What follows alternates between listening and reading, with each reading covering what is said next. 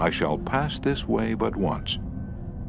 Any good, therefore, that I can do, or any kindness that I can show to any human being, let me do it now. Let me not defer nor neglect it, for I shall not pass this way again. Use what language you will, said Ralph Waldo Emerson. You can never say anything but what you are. When we are not engaged in thinking about some definite problem, we usually spend about 95% of our time thinking about ourselves. One of the most neglected virtues of our daily existence is appreciation. What applies to professionals applies doubly to workers in offices, shops, and factories, and our families and friends. In our interpersonal relations, we should never forget that all our associates are human beings and hunger for appreciation. It is the legal tender that all souls enjoy. Try leaving a friendly trail of little sparks of gratitude on your daily trips. You will be surprised how they will set small flames of friendship that will be rose beacons on your next visit. Hurting people not only does not change them, it is never called for. Emerson said, "Every man I meet is my superior in some way. In that, I learn of him." Let's cease thinking of our accomplishments, our wants. Let's try to figure out the other person's good points. Then forget flattery. Give honest, sincere appreciation. Be hearty in your approbation and lavish in your praise, and people will cherish your words and treasure them and repeat them over a lifetime. Repeat them years after you have forgotten them. He who can do this has the whole world with him. He who cannot walks a lonely way. Every act you have ever performed since the day you were born was performed because you wanted something.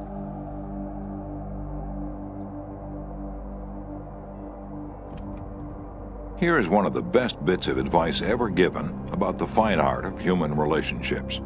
If there is any one secret of success, said Henry Ford, it lies in the ability to get the other person's point of view and see things from that person's angle as well as from your own. That is so good, I want to repeat it.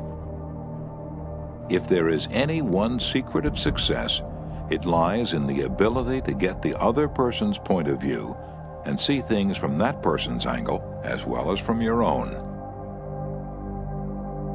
That is so simple, so obvious, that anyone ought to see the truth of it at a glance. Yet 90% of the people on this earth ignore it 90% of the time. The world is full of people who are grabbing and self-seeking. So the rare individual who unselfishly tries to serve others has an enormous advantage. He has little competition. People who can put themselves in the place of other people, who can understand the workings of their minds, need never worry about what the future has in store for them. It is the individual who is not interested in his fellow men who has the greatest difficulties in life and provides the greatest injury to others. It is from among such individuals that all human failures spring. Yet I know, and you know, people who blunder through life trying to wigwag other people into becoming interested in them. Actions speak louder than words, and a smile says, "I like you, you make me happy, I'm glad to see you." That's why dogs make such a hit. They're so glad to see us that they almost jump out of their skins, so naturally we're glad to see them. There's far more information in a smile than a frown. That's why encouragement is a much more effective teaching device than punishment. The effect of a smile is powerful, even when it's unseen. You must have a good time meeting people if you expect them to have a good time meeting you. Action seems to follow feeling, but really action and feeling go together. And by regulating the action, which is under the more direct control of the will, we can indirectly regulate the feeling, which is not. Thus, the sovereign voluntary path to cheerfulness, if our cheerfulness be lost, is to sit up cheerfully and to act and speak as if cheerfulness were already there. Everybody in the world is seeking happiness, and there's only one sure way to find it. That is, by controlling your thoughts. Happiness doesn't depend on outward conditions, it depends on inner conditions. It isn't what you have, or who you are, or where you are, or what you're doing that makes you happy or unhappy. It is what you think about it. Whenever you go out of doors, draw the chin in, carry the crown of the head high, and fill the lungs to the utmost. Drink in the sunshine, greet your friends with a smile, and put soul into every hand clasp. Try to fix firmly in your mind what you would like to do, and then, without veering off direction, you will move straight to the goal.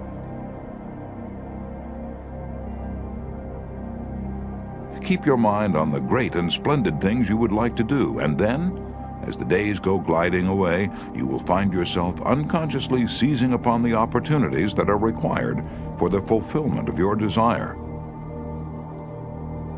Picture in your mind the able, earnest, useful person you desire to be, and the thought you hold is hourly transforming you into that particular individual. Thought is supreme.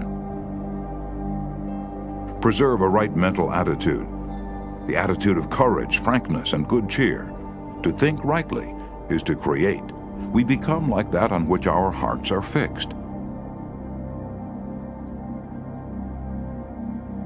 Your smile is a messenger of your goodwill. Your smile brightens the lives of all who see it. To someone who has seen a dozen people frown, scowl, or turn their faces away, your smile is like the sun breaking through the clouds.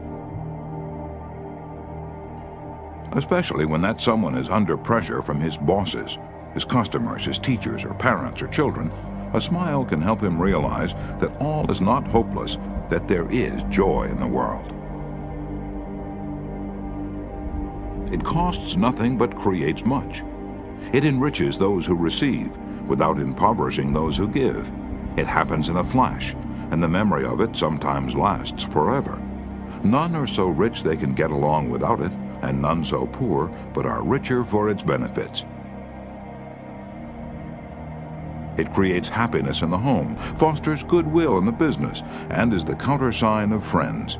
It is rest to the weary, daylight to the discouraged, sunshine to the sad, and nature's best antidote for trouble. Yet it cannot be bought, begged, borrowed, or stolen. For it is something that is no earthly good to anybody until it is given away. Nobody needs a smile so much as those who have none left to give.